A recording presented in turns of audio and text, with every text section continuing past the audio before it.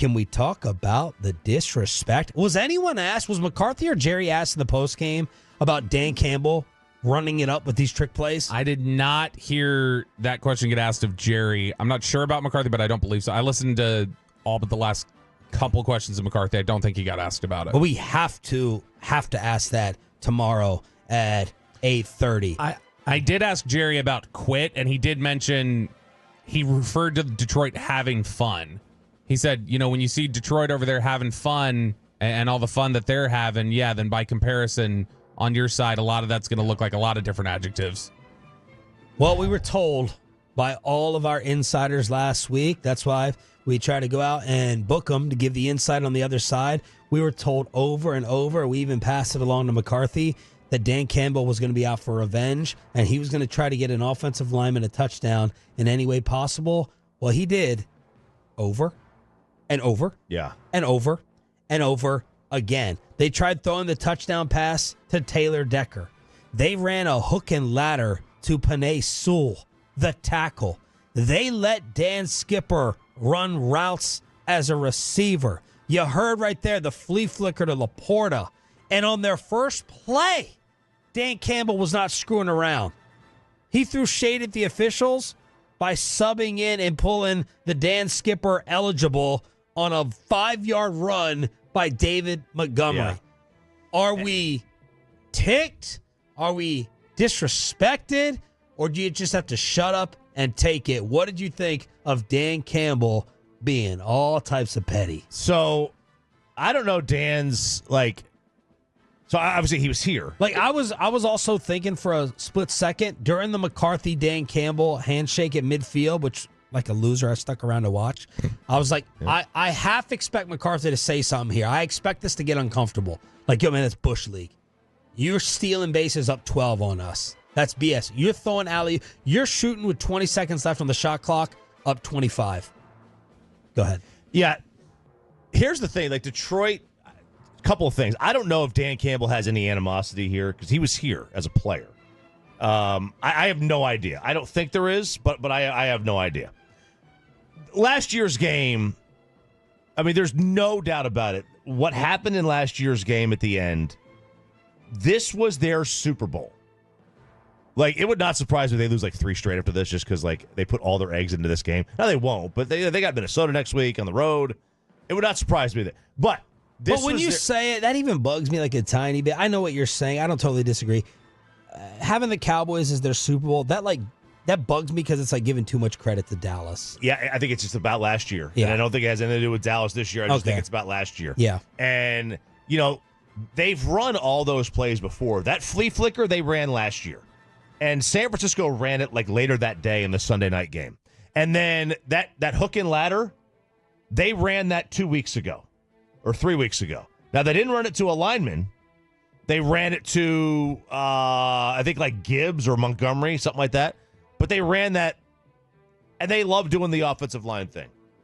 Was this them being disrespectful? Yeah, it was disrespectful, but it was also hey, you know what? This isn't a trick. This isn't a trick play because we know you can't stop it. We know you can't stop this thing, and that's the sad part about it. Two things to the question of Dan Campbell and any animosity here. I don't know that he has animosity. I had heard he was a little, I don't know if offended is the word. I'll use that word because I don't know the better one. He was a little offended that he didn't even get an interview here when they hired McCarthy.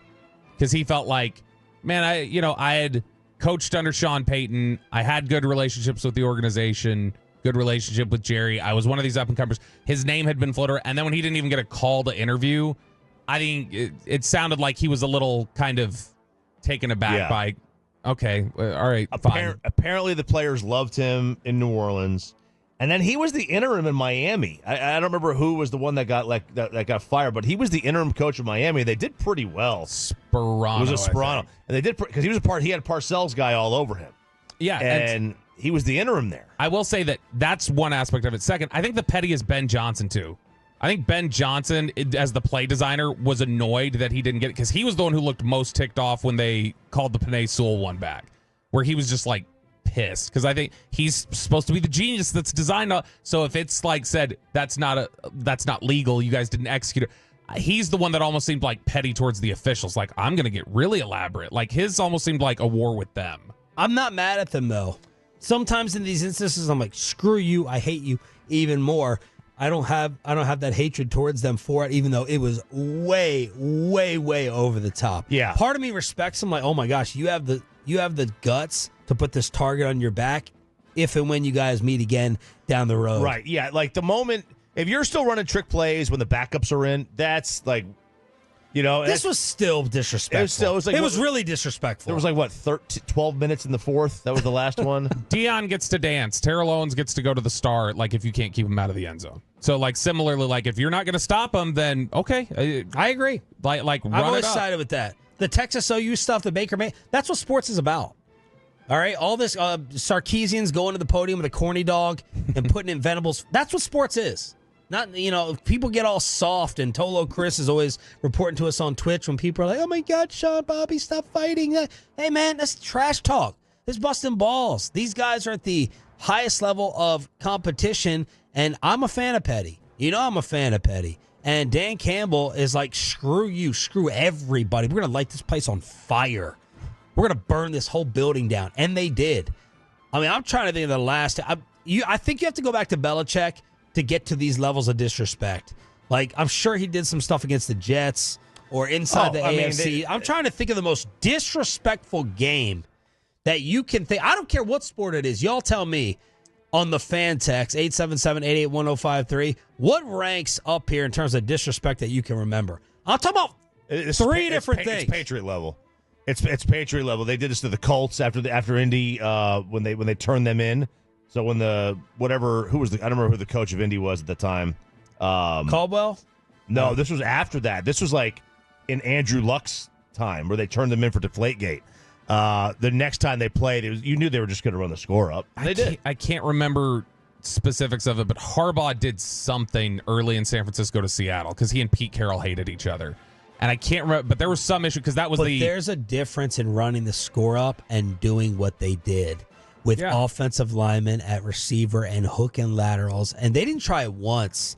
They tried it 3 times. I'm not even counting the flea flicker. I'm talking about all the offensive line shenanigans. That is disrespectful and kind of funny. Yeah, because they don't respect you. Detroit does not respect Dallas. They lost that game last year and felt like there's zero chance that we should have lost that game. That should have been ours. We got cheated out of it. They feel like this should have been Dallas's 5th loss in a row at home, not their 4th, because we should have won that game. If you want the Joneses to suffer, it's funny.